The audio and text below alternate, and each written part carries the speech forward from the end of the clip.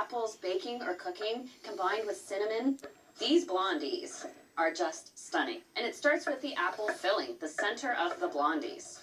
And I like to use a tart apple. You can use a Granny Smith, a Mutsu, something along those lines that really kind of punches that apple flavor forward. I use about 3 apples, so in total 3 cups. And I'll just loosely measure a 1/4 cup of butter. I'll start this heating on medium, and I need some brown sugar, 1/4 cup. It's the combination of the juices from the apple, the brown sugar, and the butter together that make this sauce. And now for those apple pie spices, a teaspoon of ground cinnamon, and a 1/4 teaspoon each of nutmeg and ground allspice. To round everything out, a loose 2 tablespoons of maple syrup. You don't have to measure that part. Apples change through the course of their season. When they're first harvested in the fall, they're really juicy and they cook out a lot of liquid. But as they sit and are stored over the winter, well, of course, they're not quite as juicy. Now, I just simmer that away for 15 minutes, and once it's cooled, this is the amazing part.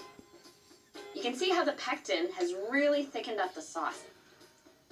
I'll set that aside and start the blondie base. I have 1 cup of unsalted butter here, softened to room temperature. I need 1½ cups of light brown sugar. I'm creaming the butter and sugar together, but I'm not looking for a fluffy texture. This is about making sort of a dense, moist, sweet base to hold the apple filling. Once you no longer see streaks of butter, you can then add the eggs. My eggs are at room temperature, simply because they're easier to mix in. A cold egg would sort of set up the butter again, and you're just giving yourself more work.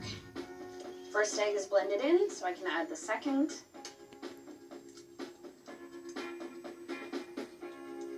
There we go. Now a splash of vanilla, a teaspoon, 2 cups of all-purpose flour, and 1/2 teaspoon each of ground cinnamon and salt.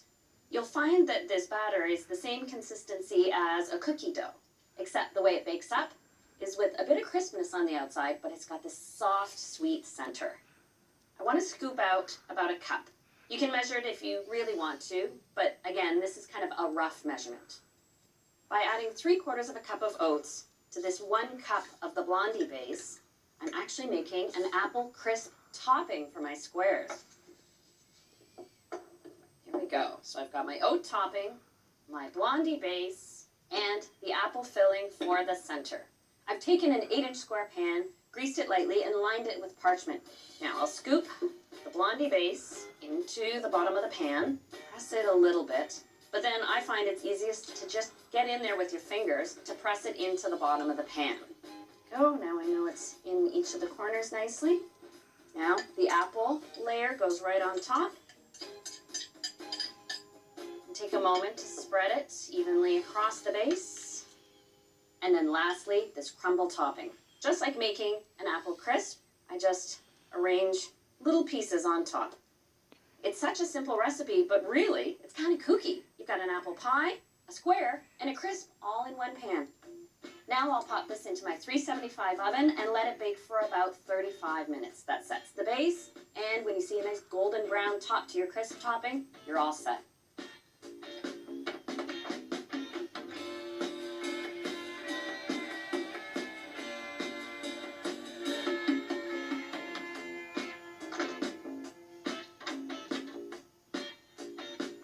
Doesn't this look incredible? When I pull it out of the oven, I like to cool it to room temperature, then I pop it in the fridge, because that way I find I get nice, clean slices.